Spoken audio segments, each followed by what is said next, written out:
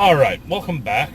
Where we left off previously, I mentioned just at the end of the interregnum, something happened that changed things.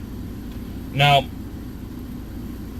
just bearing in mind what we've just been through, following the World War,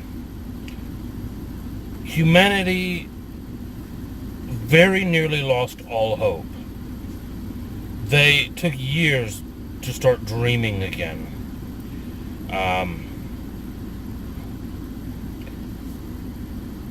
There was then the post-war baby boom, and rebirth and possibilities started to creep back into things.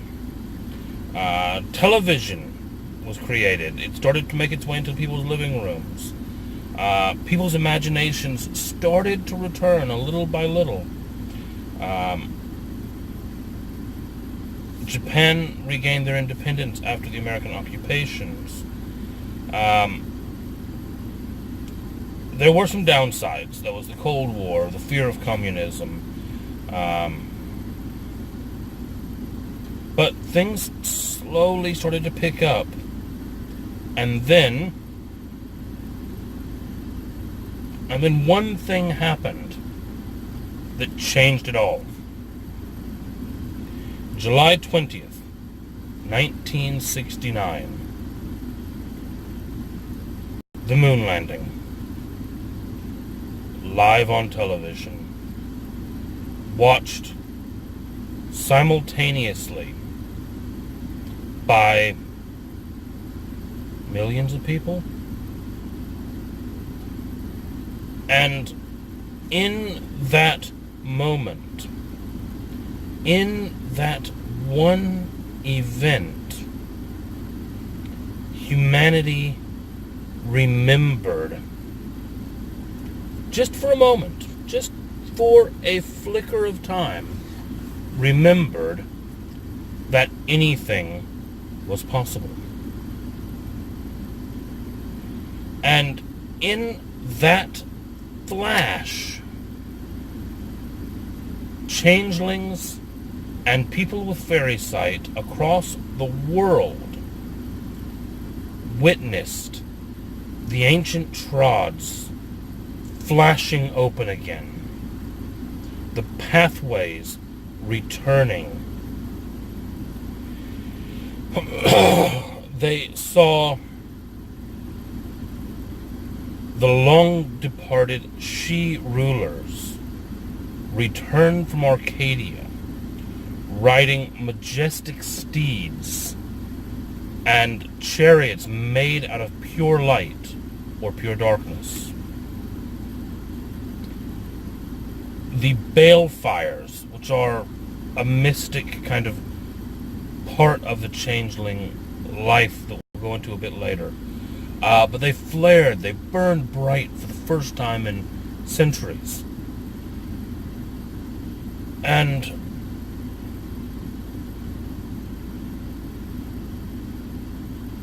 for just a brief moment, everything in the world became chimerical. For a moment.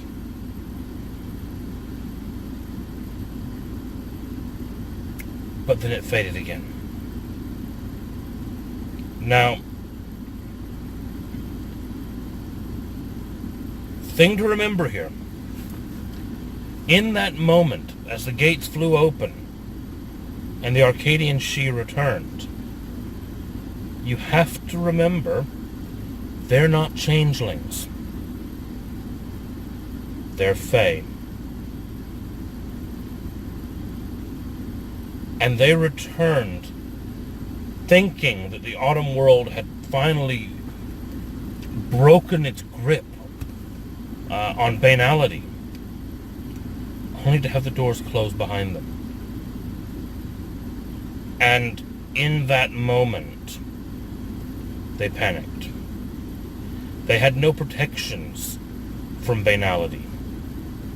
They were completely at its whim. So what did the Arcadian She do?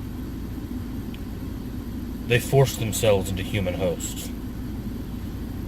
They didn't meld with them. They did not become changelings. They took hosts. Mortals all across the world witnessed family or friend collapsing and then rising and being confused, and then after a short while brimming with some confidence they never had before, some aura of regal quality about them that was just different. And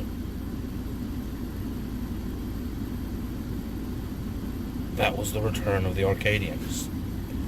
Only now they were just as trapped as the rest of them. Now, obviously you can see where this is going to cause problems. The Arcadians returned, and they still claimed that everything was theirs. According to the old ways, it was. They left the commoners to defend their homes, their land. And they expected these commoners to just hand it all back. Only the commoners, who had suffered through all of the time of suffering and all of the banality and had kept the fires burning, had changed. They had moved on. They had passed away from that feudal system. They had evolved. And they refused to give it back. They said, no, we kept this. We defended this. This is ours now.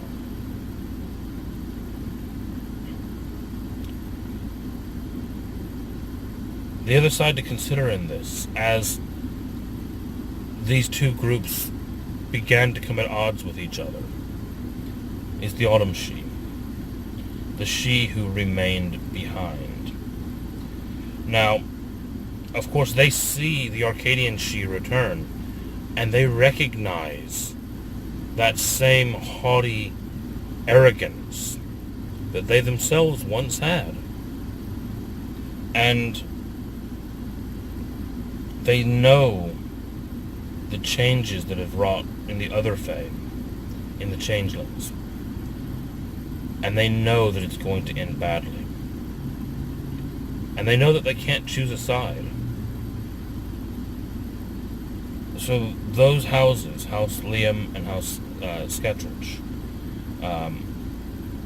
they adopted an official neutrality policy. They promised to act as mediators and messengers between the two sides, but they refused to join either.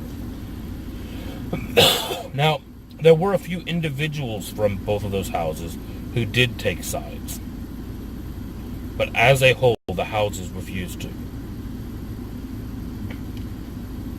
Then came what became known as the Night of Iron Knives. The Arcadians and the commoners were at each other's throats. They were at the very edge of war. The commoners had the numbers, but the Arcadians seemed to have the dreaming on their side. The Arcadians have an ability that makes them leaders. It's called sovereign. It's one of their arts. Now, I understand that in the most recent version, commoners can now buy points in sovereign. I'm probably going to disallow this in my game, because it is what makes the She the She. The fact that they are the anointed rulers of Fairy. And the dreaming enforces this. Now, what Sovereign does is it makes someone obey. You say, hop on one foot. They're going to look at you and say no. But if you say hop on one foot and you invoke your sovereign art, they just do it. And they began doing this. They began taking things back from the commoners by force of their arts. But they realized that they couldn't do this to everyone. And finally came the time when people said they had to talk. They had to have some kind of a peace talk. And so they chose Beltane. Now, if you're not familiar with them, if you're going to play Changelings, look up the pagan holidays. Beltane falls around Halloween. But just those holidays are seasonally placed and work well for Changelings. They use them a lot in the books. I highly recommend using them in your own games as well. And they planned a masquerade ball, fitting for the season, in order to initiate peace talks. This is the Arcadian She inviting the commoner leaders to these peace talks. They were led into the dining hall, welcomed as guests. They were given food. They were given drinks. And as they waited for their host to arrive, they were slaughtered by masked assassins using cold iron knives. As you would expect would happen if you gather all of yourselves in one room with your enemies. I mean, it's what I would have done. Isn't it what you would have done? Anyway, that ended the discussions. The Arcadian She killed off all of the leaders of the commoners. And then began the Accordance War. But we're going to talk about that in the next video.